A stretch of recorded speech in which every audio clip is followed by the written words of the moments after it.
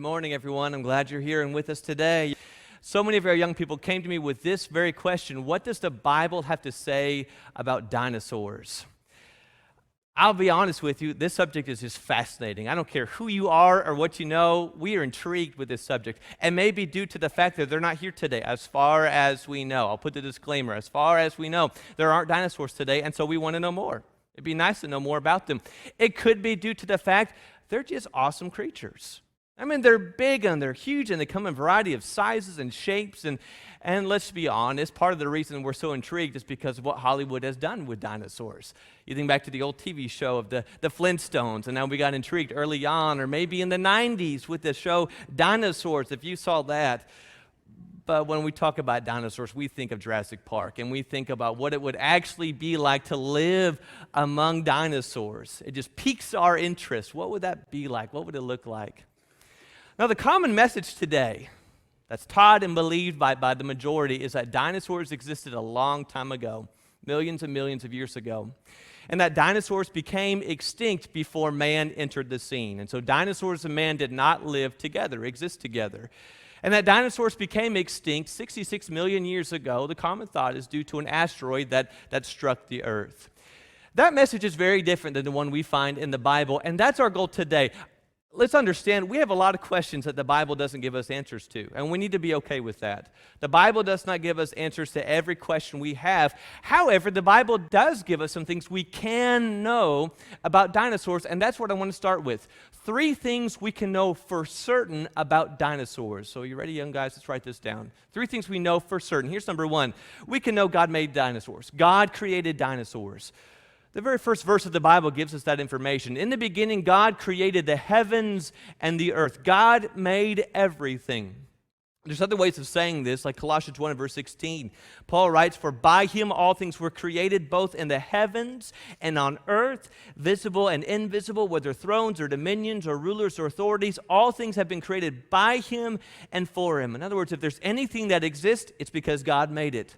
You might have noticed that last month when we read the Gospel of John. He opens his Gospel by saying that all things came into being by him, and apart from him, nothing came into being that has come into being. And so if there's anything around today, any living organism, that's because God put it here. So we can begin with the understanding God made dinosaurs because he made all things. Here's number 2. We know when he made them. God created dinosaurs on day 5 and on day 6. And so the Genesis record tells us how and when God made all things. God created the world in 6 days. God could have made everything in an instant. He could have made it all at once. But God chose to create the world in a period of 6 days, partly to give us our week, to define our week as we know it, and partly at the time to give great emphasis to the 7th day of rest. And so outside of Genesis, the book of Exodus 31, Moses here writes, "For 6 days work may be done, but on the 7th day there is a Sabbath of complete rest, holy to the Lord. Whoever does any work on the Sabbath day shall surely be put to death. So the sons of Israel shall observe the Sabbath to celebrate the Sabbath throughout their generations as a perpetual covenant. It is a sign between me and the sons of Israel forever. For," notice, "in 6 days the Lord made heaven and earth, but on the 7th day he ceased from labor and was refreshed." And so the Bible makes it clear throughout the pages that he made the world in 6 days. Well, if you're with me in Genesis 1, up to the 4th day in God's creating acts, the only living thing on the earth was vegetation. Up to day 4, that's all there was. Day 5, he starts to make the creatures that are going to inhabit that creation. And so in chapter 1 of the book of Genesis in verse 20, Then God said, "Let the waters teem with swarms of living creatures, and let birds fly above the earth in the open expanse of the heavens." God created the great sea monsters and every living creature that moves, with which the waters swarmed after their kind, and every winged bird after its kind, and God saw that it was good. And so day 5, God is making everything that's going to fill the waters and the skies. You know what that would include? That would include pterodactyls. That would include the Dimorphodon. That would include the Quetzalcoatlus, found here in Texas. Did you know those bones right there were found here local in Texas? Disclaimer, I know I'm not saying these right. I Googled them today, and I listened to the pronunciation. It's not going to happen. So if it doesn't look like it, I'm just putting it on the board. But that would include these winged beasts. It would include the Plesiosaurus, who dwelled in the waters. It would include the sarcophagus, the large crocodile. It would include these water-based creatures, right? If God made these creatures to inhabit the water and the sky on day 5, that would have included these creatures. Keep on reading with me. It says in verse 24, then God said, let the earth bring forth living creatures after their kind, cattle and creeping things and beasts of the earth after their kind, and it was so. God made the beasts of the earth after their kind, and cattle after their kind, and everything that creeps on the ground after its kind, and God saw that it was good. Everything that's going to live on the land, the beasts, the lizards, the creeping things, they came on day 6. That would include the stegosaurus. That would include the velociraptor. That would include everyone's favorite of the T-Rex, all on day 6. When did God make dinosaurs? Day 5 and day 6. Third thing we can know for sure, man and dinosaurs existed together. Scientists will not agree with you. Common thought will not agree with you. The Bible confirms dinosaurs and man lived together. Let's show how. Pick up here, verse 26. Then God said, let's make man in our image according to our likeness, and let them rule over the fish of the sea and the birds of the sky and over the cattle and over all the earth and over every creeping thing that creeps on the earth. God created a man in his own image, and the image of God he created him. Male and female he created them. God blessed them, and God said to them, be fruitful and multiply and fill the earth and subdue it and rule over the fish of the sea and over the birds of the sky and over every living thing that moves on the earth. God said, behold, I've given to you every plant yielding seed that is on the surface of the earth, and every tree which has fruit yielding seed, it shall be food for you, and to every beast of the earth, and to every bird of the sky, and to everything that moves on the earth which has life, I've given every green plant for food, and it was so. How do we know man dwelt with animals? Man dwelt with dinosaurs, because God made man and beast together. He put them there together in the garden. Did you notice it's not just that he made them in the same day? You notice God gave man a responsibility. I want you to rule with dominion over all of the creatures. And then he mentions them again. Those in the sky, those in the sea, and everything that dwells in the land. You're supposed to subdue them, rule over them. Well, the natural question that many ask is, look, maybe I haven't seen Jurassic Park, but if you have, it's not a good idea for man and dinosaurs to be together. And so how in the world could man live with dinosaurs? How could you exist together? Well, just use common logic. Number one, did you notice in the end of Genesis, what were everyone eating? Man and beast? Everyone in the beginning was a vegetarian. Everyone was eating the fruit from the ground in the very beginning, and so there wasn't T-Rexes eating man in the very beginning. But then think of it from a logical standpoint. How can man and lions live together? That happens today. They're killing machines. How can man and grizzly bears? Have you seen those monsters? How can they live together? Well, we know where they are, and we respect their boundaries. And we know when they come near, we run, right? How can man and dinosaurs live together? Well, how can man and sharks live together, right? You understand them boundaries. There's common sense of being able to live with dangerous creatures we still have today. So, without a doubt, man and dinosaurs existed at the same time. There's further proof, though. There's further proof the Bible gives us that points in the direction that man understood what dinosaurs were. There's words used in the Bible, throughout the Bible, to describe certain creatures that, in our understanding, it seems to be a lot like a dinosaur. Now, when you open your English translations, you're not going to find the word dinosaur in your Bibles. You know why? The word dinosaur wasn't invented until 1840. That's a new word to our understanding. The King James Version was put together in 1611. And so the word dinosaur hadn't come on the scene yet, but there are words used in the Bible that point us to creatures similar to dinosaurs. Let me give you 3. There's tanin. It's a Hebrew word which means serpent or dragon or sea monster. Now I want you to think about this. If you don't have the word dinosaur, you don't know what that word is, that word hasn't been invented, and you see something like a dinosaur, what word's going to come out of your mouth? That's a beast. That's a big lizard. That's a monster. It's a dragon. There's all sorts of words you might use to describe that creature. Notice how we see this in the Bible, this Hebrew word tanin. We already read it, Genesis 1:21. Great sea monsters, there is the Hebrew word tanin. In the book of Psalms, Psalm 74 verse 13, you divided the sea by your might. You broke the heads of the sea monsters on the waters. The King James will use the word dragons. In the book of Ezekiel, when God is describing the king, Pharaoh of Egypt, he uses the analogy of this Tanin, this monster. Notice here, it says, Son of man, take up a lamentation over Pharaoh, king of Egypt, and say to him, you compared yourself to a young lion of the nations, yet you are like the monsters in the seas. You burst forth in your rivers, and you muddied the waters with your feet, and you fouled the rivers. The king says, I'm like a lion, and God says, no, you're more like this creature. The sea beast, the sea monster. He will do the same thing in chapter 29. Speak and say, thus says the Lord God, behold, I'm against you, Pharaoh, king of Egypt, the great monster, Tanin, that lies in the midst of her rivers. And that he says that the Nile is mine, and I've made myself, I myself have made it. Now, here's the thing, you know the Bible very well. Does God ever use mythological creatures in the Bible? Does God ever say, you're like a goblin? You remind me a lot like a pharaoh. He never does. He uses real imagery, real creatures, things that actually exist for his analogies, for his illustrations. And here he's pointing Pharaoh saying, you think you're a lot like a lion. I'm going to tell you you're more like this sea creature, like this sea beast. That's one word that's used a lot in the Old Testament, Tanin. There's another word you may be more familiar with, and that's the word Leviathan. It's found in a few places, such as back in the Psalm 74 and verse 14. You crushed the heads of Leviathan. You gave them as food for the creatures of the wilderness. Turn with me to Job 41. Let's read a little bit about this Leviathan. Job chapter 41. We're going to read just a couple of verses here. And I want you just to paint a picture in your mind of the Leviathan. We'll read through it and just start crafting it on your own. Draw a sketch in the images of your mind. What do you think this thing would have looked like? We're here on stage with me today. Job 41, beginning verse 1. Can you draw out Leviathan with a fishhook? Can you press down his tongue with a cord? Can you put a rope in his nose? Pierce his jaw with a hook? Look at verse 7. Can you fill his skin with harpoons or his head with fishing spears? Lay your hand on him. Remember the battle. You won't do it again.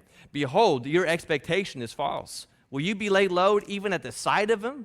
No one is so fierce that he dares to arouse him. Who then is he who can stand before me? Who has given me that I should repay him? Whatever is under the whole heaven is mine. I will not keep silence concerning his limbs, Leviathan, or his mighty strength or orderly frame. Who can strip off his outer armor? Who can come within his double mail? Who can open the doors of his face? Around his teeth there is terror. His strong scales are his pride. Shut up as with a tight seal. One is so near to another, no air can come between them. They're joined one to another. They clasp each other and cannot be separated. His sneezes flash forth light, and his eyes are like the eyelids of the morning. Out of his mouth go burning torches. Sparks of fire leap forth. Out of his nostrils smoke goes forth as from a boiling pot and burning rushes. His breath kindles coals, and a flame goes forth from his nostrils. Do you see kind of what he's painting here? Now, if you know anything about the book of Job, this is not figurative language here. He's described other creatures thus far. He's described a goat. He's described things that we understand with anatomy, and here he's describing a creature with scales, with red eyes. He's talking about how it breathes fire. You know what we have? That sounds a lot like that. A dragon. Sounds an awful lot like a dinosaur to me, doesn't it? Nothing I've seen walking around Texas, have you? Leviathan. One more word we find, just go back one chapter in the book of Job. It's this creature called the Behemoth, or Behemoth. And I don't know what it is. Some will say it's a hippopotamus. Some will say it's an elephant. But I don't know. When I read the Behemoth, it doesn't sound like anything I've seen before. It says in verse 15, behold now Behemoth, this is Job 40, beginning of verse 15, Behemoth, which I made you as well. He eats grass like an ox. Behold now his strength is in his loins, and his power is in the muscles of his belly. He bends his tail like a cedar. The sinews of his thigh are knit together. His bones are tubes of bronze. His limbs are like bars of iron. He is the first of the ways of God.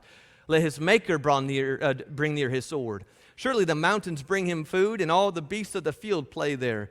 Under the lotus plants he lies down, and the cover of the reeds and in the march. The lotus plants cover him with shade. The willows of the brook surround him.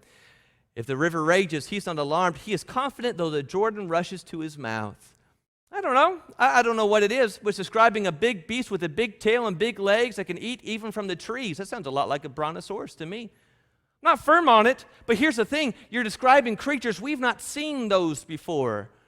And yet the descriptions they're giving, they sound a lot like the fossils and painting descriptions of dinosaurs that we have today. Here's the point. How would man know about these kind of creatures? How would Job even write about these kind of creatures if they were extinct long before man came on the scene? There's further evidence that creatures like dinosaurs existed at the same time as man. In fact, just for a moment, if you step outside of the Bible and you look at history in general, the history around the globe shows us that man had a good understanding of what dinosaurs were. 2000 BC, there's this Sumerian tale about Gilgamesh, who killed this dragon with a sword and cut off his head. Well, what does that mean? What's a dragon? You think of Chinese history. All throughout China, you'll find one central figure in all their painting and their pottery. It's a dragon, right? And so here's one. Dates back to one somewhere in the Shang Dynasty, quite a long period. I saw you can buy that for $100,000 if you want it. But you look, how would they know about these creatures so long ago? Is it imagination? Or did they have something to model it after? You think about the tomb of the Bishop Bell, 1496. On his tomb, you will find, I don't know if you can see it very well on the screen, but crafted around the edges in gold are this image that looks a lot like a dinosaur, a brontosaurus.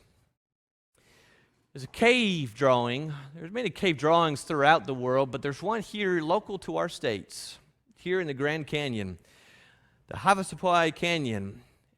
And I don't know if it's a dinosaur or a map, but you look at the drawing that can be found, and you can Google that, and it certainly looks a lot like the dinosaur you see to its left.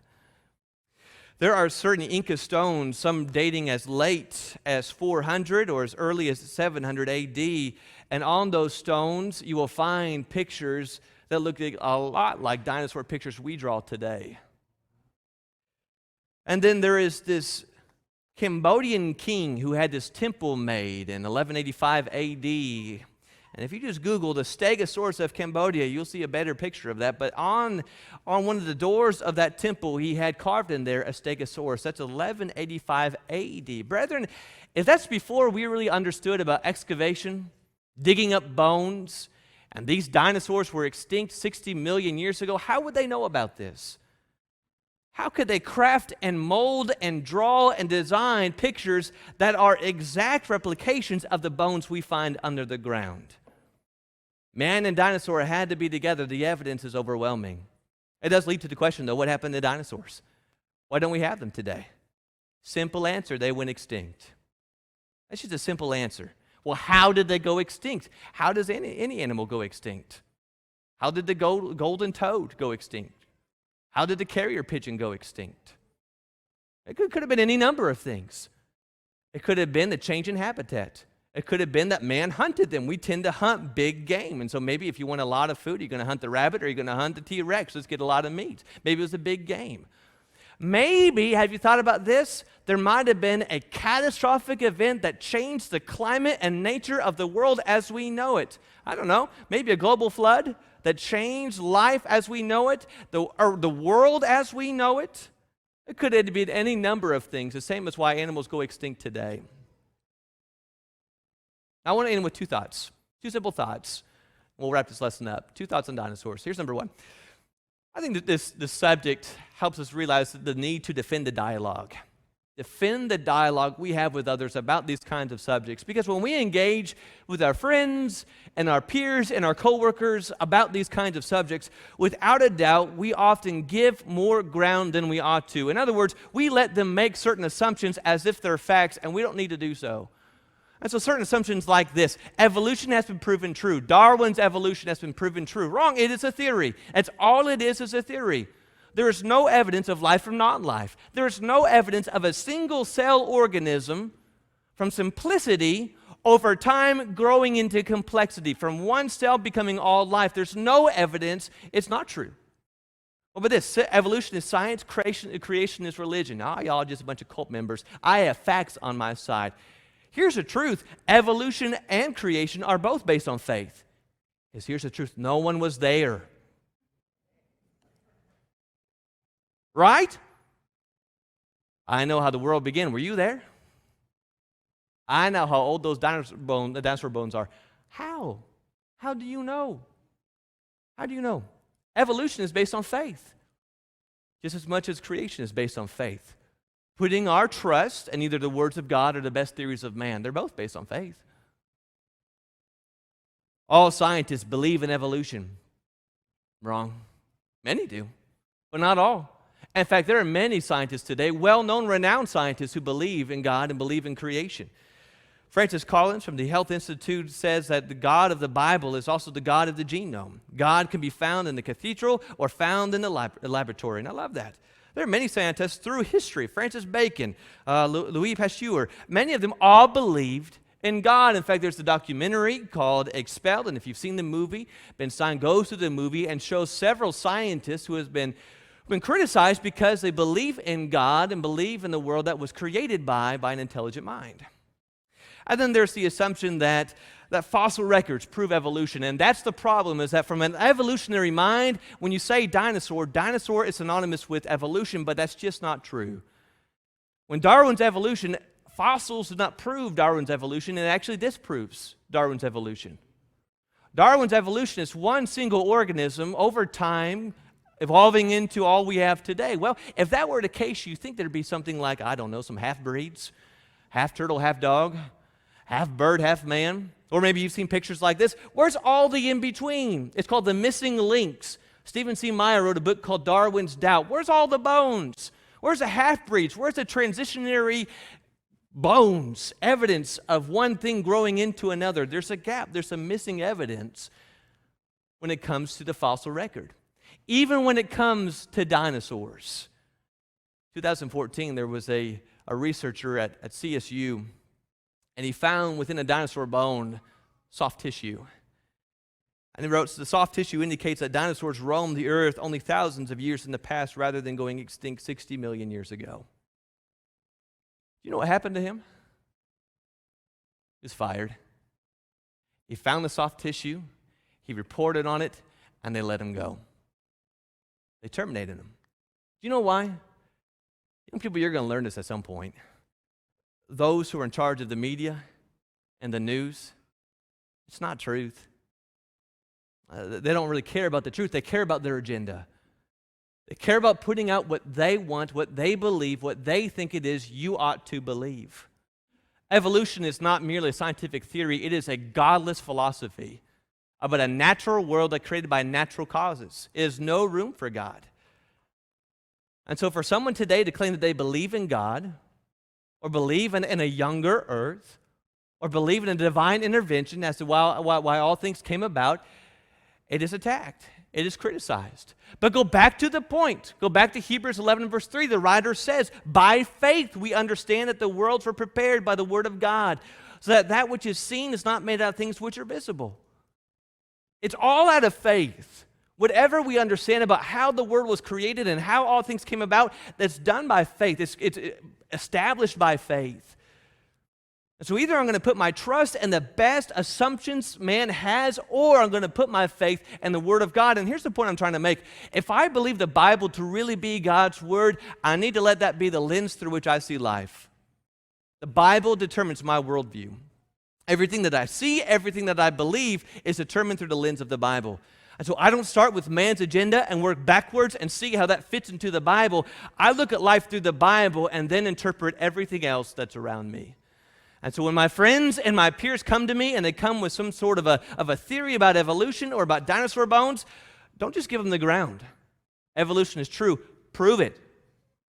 Dinosaur bones are millions of years old. Prove it. Let's look at the evidence. Let's really look and see what's true. Here's what I want to end with here. Dinosaurs can build a bridge. And I don't mean taking their bones and putting them in on the end. This conversation, it's amazing. It's fascinating. I think there's some of you in here, I saw the light in your eye when that picture went on the screen, and you're thinking, I could talk about this for hours. Do you know that sometimes if you go up to someone and say, do you want to talk about God? The wall comes up immediately. I don't want to do that. Don't want to talk about God. I don't want you to push your religion out. I don't want that. But if you said, you want to talk about dinosaurs? Well, now we're going somewhere. Yeah, I'll talk about dinosaurs. Through dinosaurs, we don't just end talking about the T-Rex. We talk about the God who created the T-Rex. We talk about the mind who envisioned the Stegosaurus. We talk about the maker who purposed these amazing creatures on earth. In other words, good brethren, be creative when you talk with your friends. Dinosaurs can be a bridge to talking to your friends and your peers about the one who made them. And ultimately, what you ought to get to is what we're going to get to here in just a couple minutes. The Bible will not give us every answer to every question, but the Bible reminds us of what questions we should be asking. Where did I come from? Why am I here? Where am I going? How can I know that God better? How can I be saved and in a right relationship with Him? Those are the questions we need our friends to start asking. We can build that bridge by talking about things they're really interested in. You listened so well today. If you have more questions, I'd love to talk to you about this, but this is all we have today. All we have on what the Bible has to say about this subject. Thank you for listening so well. We're going to have a prayer, a word of a song, and then we'll take our break before we come back again. Let's have that prayer.